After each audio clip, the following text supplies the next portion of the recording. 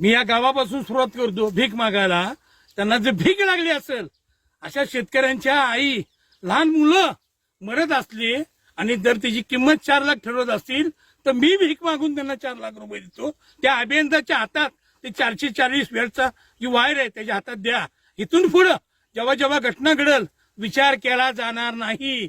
जशात तसं त्यांना उत्तर देईल, ही माझी चेतावणी त्यांना. ही घटना परत या गावाचा पूर्ण स्वतः मुख्य अभियंता सातारा कृष्णानगर यांनी स्वतः लक्ष घालावं, या गावाला भेट द्यावी की आपली तळागाळातली माणसं काय काम करतात. मी आज मीडियासमोर बोलतोय की आता ही परत घटना घडता कामा नये.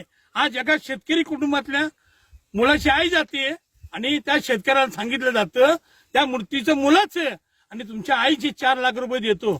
मी 4 लाख रुपये भीक मागून त्यांना देतो. त्यांना भीक लागली असलं तर, पण हे बलिदान वाया घालून देणार नाही. इथून पुढे तुमची दादागिरी खपून घेणार नाही.